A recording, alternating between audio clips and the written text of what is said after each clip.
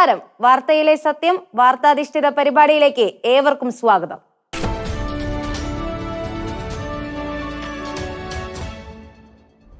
പാശ്ചാത്യ രാജ്യങ്ങളിൽ ഭൂരിഭാഗവും ക്രൈസ്തവ ഭൂരിപക്ഷ രാജ്യങ്ങളാണ്. വേദപുസ്തകത്തിന്റെ മൂല്യങ്ങളോട് താതാത്മ്യപ്പെട്ട് ദൈവത്തോടും മനുഷ്യരോടും കുറ്റമറ്റ മനസാക്ഷിയും പ്രാഗൽഭ്യവും മുൻനിർത്തി ജീവിക്കുന്നവരാണ് അവർ.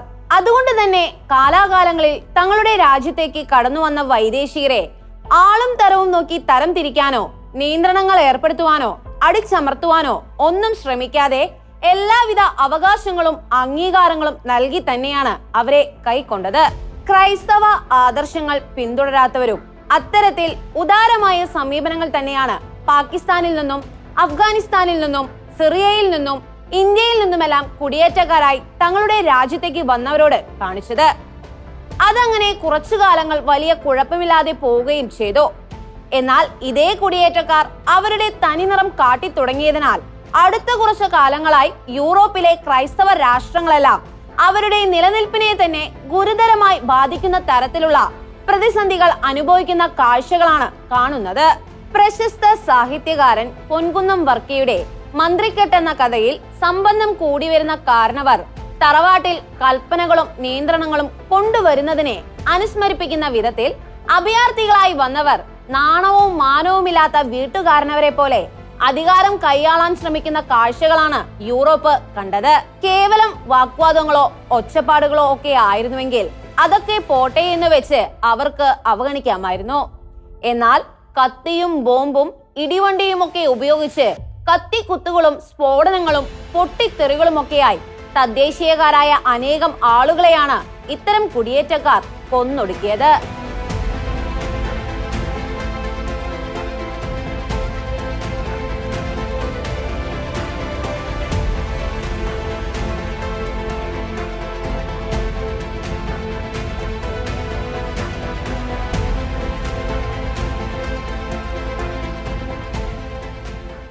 അഭയം കൊടുത്ത യൂറോപ്യന്മാരുടെ ജീവിതത്തിന് വിഘാതമായി അവരുടെ കയ്യിൽ തന്നെ കൊത്തുകയും അവരെ നിയന്ത്രിക്കുകയും ചെയ്യുന്ന തലത്തിൽ യൂറോപ്പിന്റെ അസ്തിത്വങ്ങളെ ശിഥിലമാക്കിക്കൊണ്ട് ചോരക്കളികളിൽ തുടരുന്ന ഇത്തരക്കാർ ഇന്ന് യൂറോപ്പിന് കനത്ത ബാധ്യതയായി മാറിയിരിക്കുകയാണ്. എന്നാൽ തീവ്ര വലതുപക്ഷത്തിന്റെ വീറും ശക്തിയും തെളിയിച്ചുകൊണ്ട് കുടിയേറ്റക്കാരെ ഇറ്റലിയും നെതർലാൻഡും അടക്കമുള്ള ഏതാനും ചില രാജ്യങ്ങൾ വരുതിക്ക് നിർത്തിയപ്പോൾ ചില രാജ്യങ്ങളിൽ ഇത്തരക്കാരെ നിയന്ത്രിക്കാനാകാത്ത തരത്തിൽ ഇവർ പടർന്ന് കയറിയിരിക്കുകയാണ്. അതിന് വ്യക്തമായ ദൃഷ്ടാന്തങ്ങളാണ് ഇംഗ്ലണ്ടും കാലിക സംഭവങ്ങളുടെ പശ്ചാത്തലത്തിൽ സ്വീഡൻ പ്രധാനമന്ത്രി യുൾഫ് ക്രിസ്റ്റേഴ്സൺ നടത്തിയ പ്രതികരണങ്ങളും.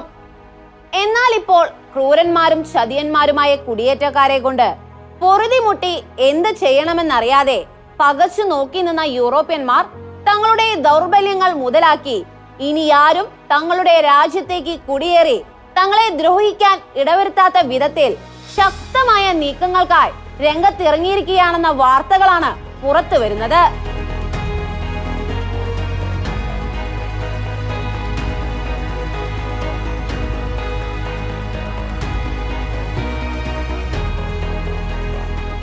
ലോക രാഷ്ട്രങ്ങളെ നിർണായകമായി സ്വാധീനിക്കാൻ പോന്ന രാജ്യമായ അമേരിക്കയിൽ ഡൊണാൾഡ് ട്രംപ് എന്ന അതികായൻ ഭരണാധികാരി ആയതോടെ അവിടുത്തെ മൂല്യങ്ങൾക്ക് അനുസൃതവും ക്രൈസ്തവീയതയിൽ അധിഷ്ഠിതവുമായ വലിയ മാറ്റത്തിന് തുടക്കമിട്ടിരിക്കുകയാണ്. ഇപ്പോൾ ലിബറൽ പ്രത്യയ ശാസ്ത്രത്തിന് പ്രാധാന്യം കൊടുത്തുകൊണ്ട് ഇടത് ഇസ്ലാമിക സ്വതന്ത്രവാദികളുടെ വോട്ട് ബാങ്ക് മുൻപിൽ കണ്ടുകൊണ്ട് കഴിഞ്ഞ 4 വർഷം ഭരിച്ച ജോ ബൈഡനും കമല ഹാരിസിനും അമേരിക്കയുടെ നൈസർഗിക മൂല്യങ്ങൾ ശിഥിലമാക്കിയതിൽ നിർണായകമായ പങ്കാണ് ഉള്ളത്.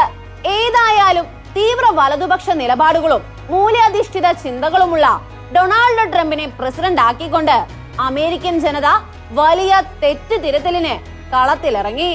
അത് പൂർണ്ണമായി ഉൾക്കൊണ്ട് ട്രംപ് അമേരിക്ക ഫസ്റ്റ് എന്ന ആപ്തവാക്യം ഉയർത്തിപ്പിടിച്ചുകൊണ്ട് അമേരിക്കൻ ജനതയുടെ താല്പര്യം സംരക്ഷിക്കുവാൻ രംഗത്തിറങ്ങുകയും ഭരണത്തിന്റെ ആദ്യപടി എന്ന നിലയിൽ അമേരിക്കയിലെ അനധികൃത കുടിയേറ്റക്കാരെ വേരും കൊമ്പും ശേഷിപ്പിക്കാതെ തൂത്തുകൂട്ടി പുറത്താക്കുകയും ചെയ്തു തുടങ്ങിയതോടെ യൂറോപ്പിലെ ഇതര ക്രൈസ്തവ രാഷ്ട്രങ്ങളിലേക്കും ആ ട്രംപ് എഫക്റ്റ് ശക്തമായി തന്നെ പടർന്ന് തുടങ്ങിയിരിക്കുകയാണ്.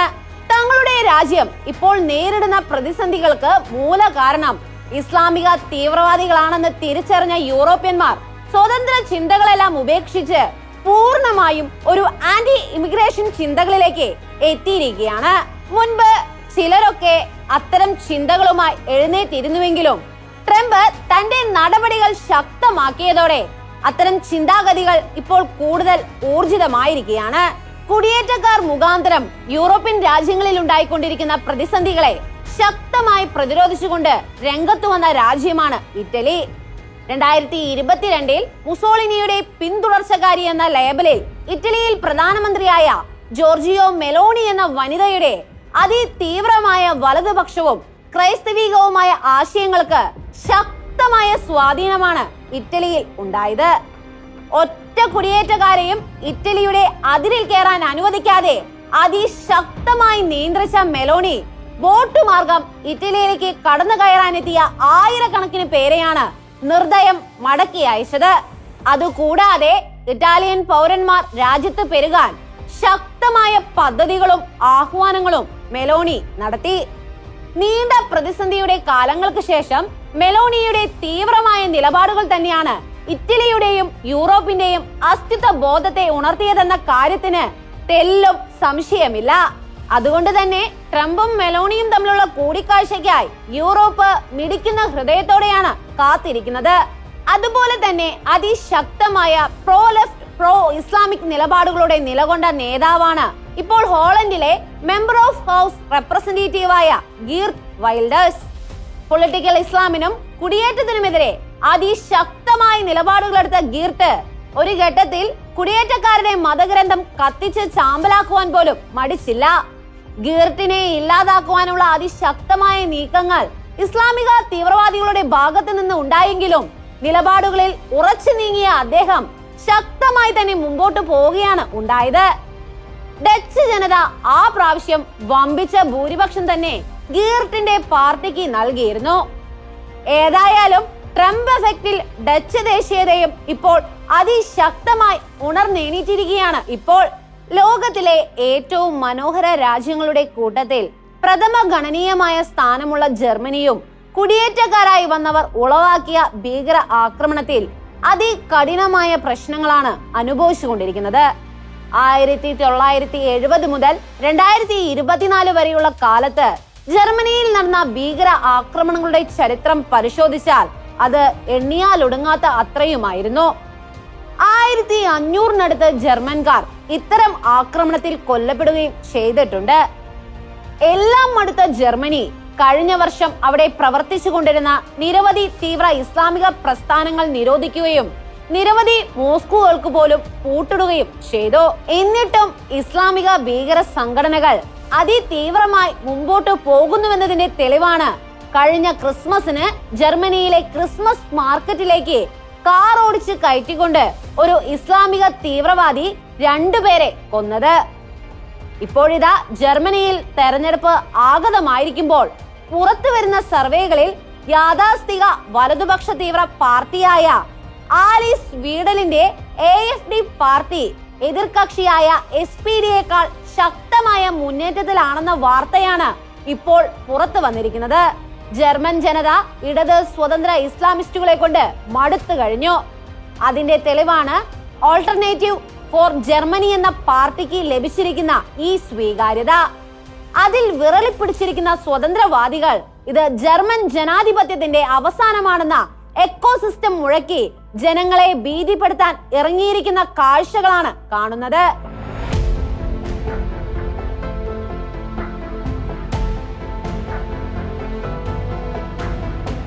ഏതായാലും ട്രംപ് എഫക്റ്റ് ശക്തമായി സ്വാധീനിക്കുന്ന ഒരു പാർട്ടി തന്നെയായിരിക്കും ജർമ്മനിയിലെ ഈ തീവ്ര വലതുപക്ഷ പാർട്ടി.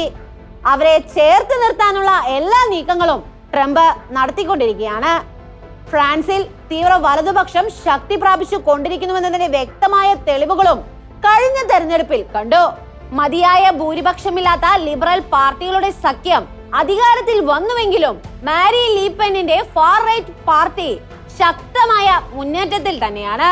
ഇസ്ലാമിസ്റ്റ് കുടിയേറ്റക്കാരുടെ കത്തിക്കുത്തുകളും സ്ഫോടനങ്ങളും തുടർമാനമായി നടന്നുകൊണ്ടിരിക്കുന്ന ഫ്രാൻസിലെ ജനങ്ങൾ കടുത്ത കുടിയേറ്റ വിരുദ്ധ നിലപാടിലേക്ക് എത്തുമ്പോൾ അവരെ ട്രംപിന്റെ നിലപാടുകൾ കൂടുതൽ സ്വാധീനിച്ചിരിക്കുകയാണ്.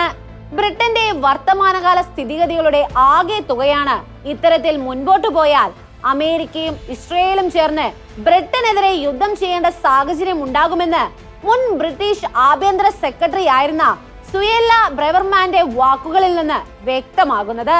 കാരണം അത്രമേൽ പാകിസ്ഥാനിൽ നിന്നും അഫ്ഗാനിസ്ഥാനിൽ നിന്നുമുള്ള കുടിയേറ്റക്കാർ ബ്രിട്ടനെ കീഴടക്കിയിരിക്കുകയാണ്. 2011 ബ്രിട്ടൻ പുറത്തുവിട്ട അവിടുത്തെ ജനസംഖ്യാ റിപ്പോർട്ട് സംഭവിച്ച പല കാതലായ മാറ്റങ്ങളുടെയും കൈ ചൂണ്ടിയായിരുന്നു.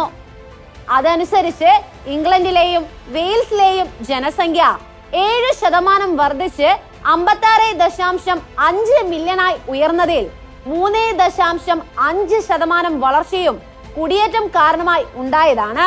2001 ബ്രിട്ടൻ 79% ക്രൈസ്തവരുമായി ക്രൈസ്തവ രാഷ്ട്രമായി തന്നെ തുടരുന്നുവെന്ന നിലയിലേക്കുള്ള സർവേ റിപ്പോർട്ടുകൾ പുറത്തു വന്നിരുന്നുവെങ്കിലും 2011 റിപ്പോർട്ട് അനുസരിച്ച് 77% എന്നത് 59% കൂപ്പുകുത്തിയ കാഴ്ചകളാണ് കണ്ടത്. തദ്ദേശീയർ കുറഞ്ഞുകൊണ്ടിരിക്കുമ്പോൾ അതിന് നേർ വിപരീതമായി മുൻ സെൻസസിനെ അപേക്ഷിച്ച് ശക്തമായ വളർച്ചയാണ് കുടിയേറ്റക്കാരായി വന്ന ഇസ്ലാമിക സമൂഹത്തിൽ ഉണ്ടായിരിക്കുന്നത്. 2011 സെൻസസ് പ്രകാരം 1.8 മില്യൺ ആയിരുന്നു മുസ്ലിം ജനസംഖ്യ.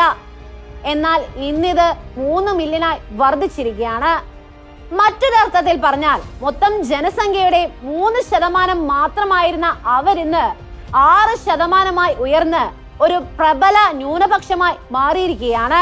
ഇത്തരത്തിൽ ബ്രിട്ടനിലെ കുടിയേറ്റ നിയമത്തെയും മറ്റ് ആനുകൂല്യങ്ങളെയും മുതലാക്കി അവിടെ പടർന്ന് പന്തലിച്ച് തെരഞ്ഞെടുപ്പിൽ മത്സരിച്ച് മേയർമാരും ക്യാബിനറ്റ് മന്ത്രിമാരും സ്കോട്ട്ലൻഡ് അടക്കമുള്ള ഘടകങ്ങളിൽ ഫസ്റ്റ് മിനിസ്റ്റർമാരും ആകുവാനും പാക് അഫ്ഗാൻ പൗരന്മാർക്ക് കഴിഞ്ഞിട്ടുണ്ട്. അത്തരത്തിൽ പ്രബലമായ ജനശക്തി കാട്ടി ഇസ്ലാമിക മത നിയമങ്ങൾ സ്ഥാപിക്കാൻ ഉതകുന്ന ശരീഅത്ത് കോടതികൾ പോലും സ്ഥാപിക്കാൻ അവർക്ക് കഴിഞ്ഞിട്ടുണ്ടെന്നാണ് സുപ്രധാനമായ കാര്യം. പലതരത്തിലുള്ള കലാപങ്ങളാണ് തീവ്ര സ്വഭാവമുള്ള ഇസ്ലാമിക സംഘടനകൾ ബ്രിട്ടനിൽ അഴിച്ചുവിട്ടത്. അതിൽ ഏറ്റവും പ്രധാനപ്പെട്ടതായിരുന്നു ലേഡി ഓഫ് ഹെവൻ എന്ന സിനിമ പുറത്തിറങ്ങിയപ്പോൾ അതിൽ പ്രവാചക നിന്ദയുണ്ടെന്ന് ആരോപിച്ച് അവിടെയുണ്ടായ കലാപം.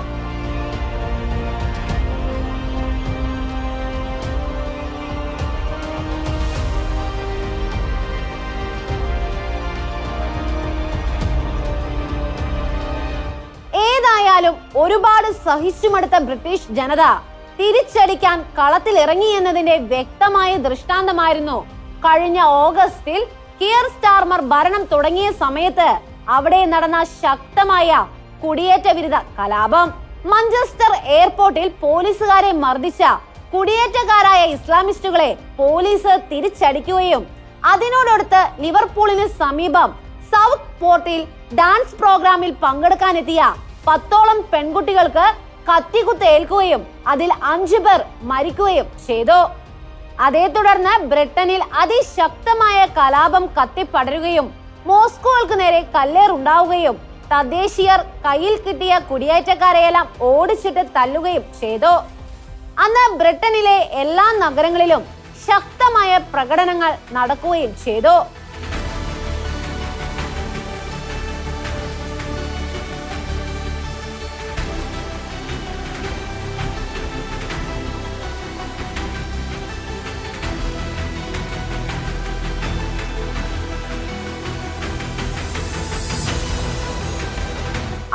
വികാരത്തള്ളൽ കിയർ സ്റ്റാർമറുടെ ഭരണത്തിന് ജനപ്രീതിക്ക് തന്നെ തടസ്സമായി മാറുകയാണ് ഉണ്ടായത്. ഈ അടുത്തിടെ കുടിയേറ്റ മുസ്ലിമുകളുടെ അങ്ങേയറ്റം ഹീനമായ കുറ്റകൃത്യങ്ങളെ വെളിപ്പെടുത്തിയ ഗ്രൂമിംഗ് ഗാങ് പീഡനങ്ങൾ പുറത്തു വന്നു.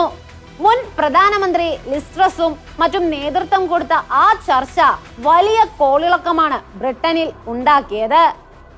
ഏതായാലും സൂര്യന്റെ അസ്തമിക്കാത്ത രാജ്യമെന്ന ഖ്യാതിയോടെ ലോക രാജ്യങ്ങളെ മുഴുവൻ കീഴടക്കി ഭരിച്ച ബ്രിട്ടൻ ഇപ്പോൾ ഇസ്ലാമിക ആധിപത്യത്തിന്റെ കീഴിലേക്ക് പോകുന്നുവെന്ന സൂചനകൾ തന്നെയാണ് സുയെല്ല ബ്രെവർമാന്റെ വാക്കുകളിൽ നിന്ന് പുറത്തു വരുന്നത്. പക്ഷേ കഴിഞ്ഞ ഓഗസ്റ്റിൽ പൊട്ടിപ്പുറപ്പെട്ട ആ വലതുപക്ഷ തീവ്ര വികാരം ഇപ്പോൾ ട്രംപ് എഫക്റ്റിൽ തട്ടി വീണ്ടും ഉദരിച്ചു തുടങ്ങിയിരിക്കുകയാണ്. ട്രംപിനെ പോലെ തന്നെ അതിശക്തമായ യാഥാസ്ഥിക നിലപാടുള്ള ഒരു നേതാവ് ബ്രിട്ടനിൽ ഉയിർക്കൊണ്ടില്ലെങ്കിൽ വെള്ളക്കാരായ പുരുഷന്മാർ മർദ്ദനമേറ്റ് ഓടിപ്പോകുകയും സ്ത്രീകൾ ലൈംഗിക അടിമകളായി നരകുകയും ചെയ്യും. ലെബനോനും അർമേനിയും ഒക്കെ അതിന് സാധന പാഠങ്ങളാണ്. വിവേകം നഷ്ടപ്പെട്ടു പോയ യൂറോപ്പ് ദൈവത്തെ ഉപേക്ഷിച്ചപ്പോഴാണ് അവിടേക്ക് അധിനിവേശ ശക്തികൾ ഇരച്ചു കയറി അവർക്ക് കനത്ത നാശനഷ്ടങ്ങൾ ഉണ്ടാക്കി കൊടുത്തത്. എന്നാൽ അനുഭവങ്ങളിൽ നിന്ന് പാഠം പഠിച്ചിരിക്കുകയാണ് അവർ ഇപ്പോൾ. എന്നാൽ അവർ കൈക്കൊണ്ടിരിക്കുന്ന തീവ്ര വലതുപക്ഷ നിലപാടുകളും ട്രംപിന്റെ തീവ്ര വലതു നിലപാടുകളും തമ്മിൽ വ്യക്തമായ അന്തരമുണ്ട്. സത്യദൈവത്തിലും സത്യവേദ പുസ്തകത്തിലും അടിത്തറയിട്ട ഒരു തീവ്ര വലതുപക്ഷ നിലപാടുകളാണ് യൂറോപ്പ് എടുക്കേണ്ടത്. അവർ പൂർണ്ണമായും ട്രംപിന്റെ ഫാർ റൈറ്റ് നിലപാടിലേക്ക് വരേണ്ടത് തന്നെ കാലഘട്ടത്തിന്റെ അനിവാര്യതയായി മാറിയിരിക്കുകയാണ്. അവിടെ മാത്രമാണ് യൂറോപ്പിന് ഒരു ശാശ്വതമായ സമാധാനത്തിന്റെ പ്രതീക്ഷകൾ ഉള്ളത്.